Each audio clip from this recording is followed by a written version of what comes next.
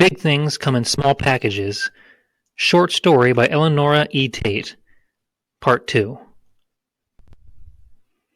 Keeping an eye on the horizon, Tucker went on pulling in those waves until a huge one arched up behind his back and crashed down on him. Tucker disappeared. Wipeout. No big deal for Tucker, though. He popped right up in the water and grabbed his board, which was tied to his ankle. He was all right. But the man on the raft wasn't. He thrashed around in the water, screaming that he couldn't swim.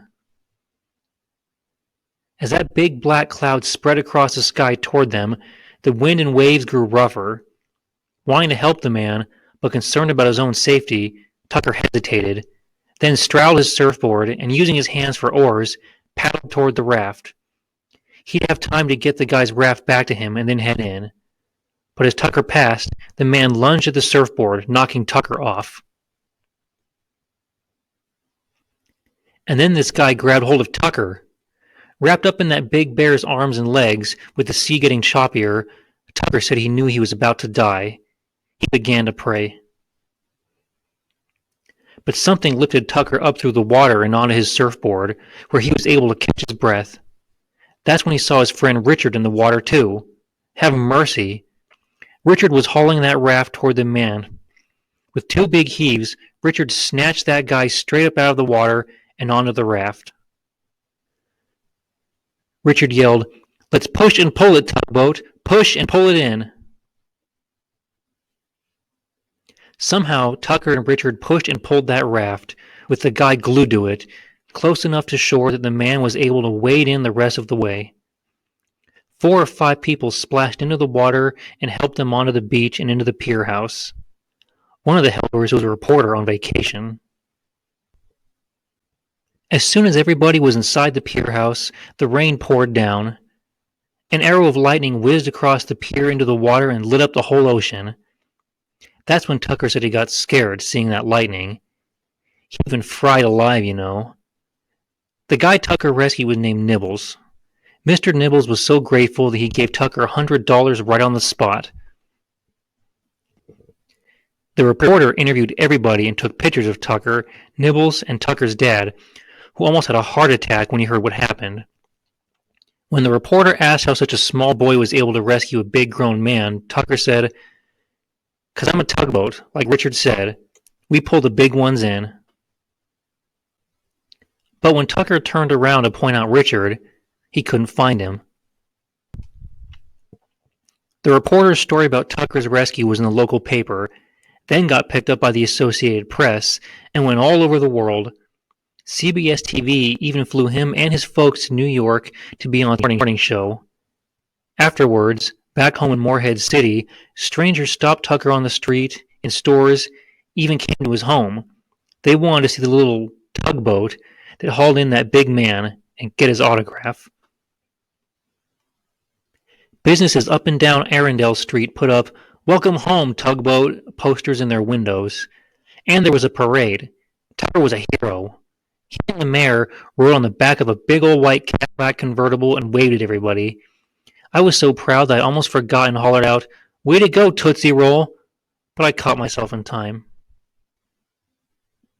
Everybody, even local folks, called Tucker Tugboat after that, including us kids.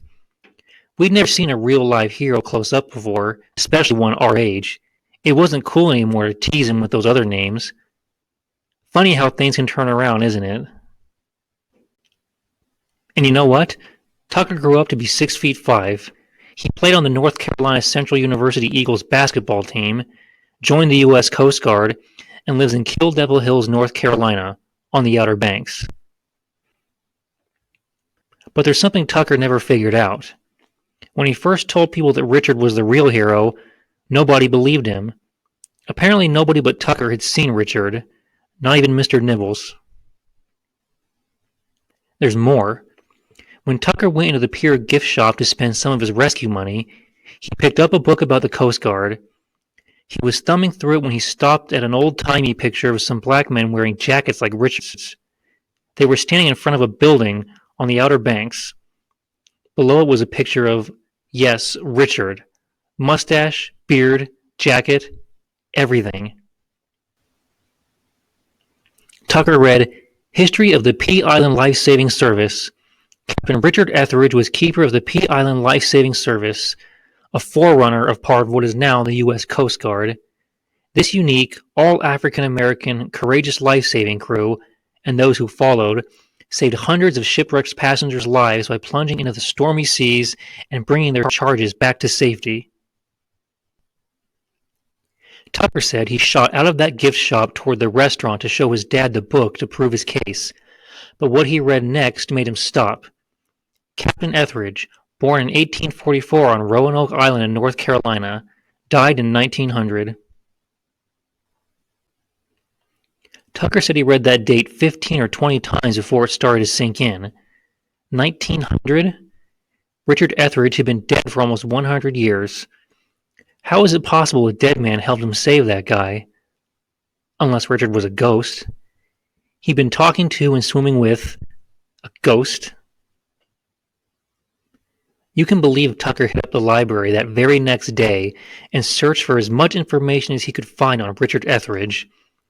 There wasn't much, but what he read was that Richard Etheridge was all those great things he had read about, and that he still died in 1900. A few years later, when Tucker's folks visited the North Carolina Aquarium on Roanoke Island, Tucker found Richard Etheridge's grave and monument. Etheridge's headstone was marked 1844 to 1900. That's when Tucker stopped talking about Richard being involved in the rescue. Unless somebody asked. So now, if you run to Tucker Tugboat Willis, ask him about the rescue, and he'll tell you. Then, real carefully, ask if he ever met Richard Etheridge.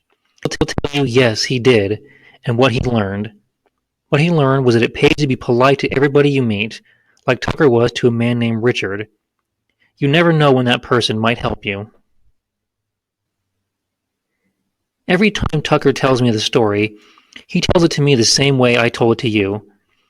Seeing how Tucker turned out proves that some mighty things that help folks out in some mighty big ways can come in some mighty small packages. It also proves that good things come to those who wait, like I did. I know, because I'm Miss Lashana May Willis, Tugboat's wife. There really was a man named Richard Etheridge, a professional fisherman who was born in 1844 on Roanoke Island off North Carolina. A member of the 36th U.S. Colored Troops of the Union Army, he fought at the Battle of New Market Heights in Virginia during the Civil War. And in 1880, Etheridge was hired as the keeper of the Pea Island Life-Saving Station on the Barrier Islands, the Outer Banks of North Carolina. The station continued to set a high standard of performance with its all-black personnel until 1947, when the Coast Guard closed down the facilities. No one made any formal recognition of the Pea Island surfmen's daring sea rescues until 1996. In March of that year, Etheridge and his men were finally acknowledged posthumously in formal ceremonies in Washington, D.C., with a gold life-saving medal from the United States Coast Guard. Etheridge and his wife and daughter are buried on the grounds of the North Carolina Aquarium in Manteo, which maintains an exhibit on these brave men.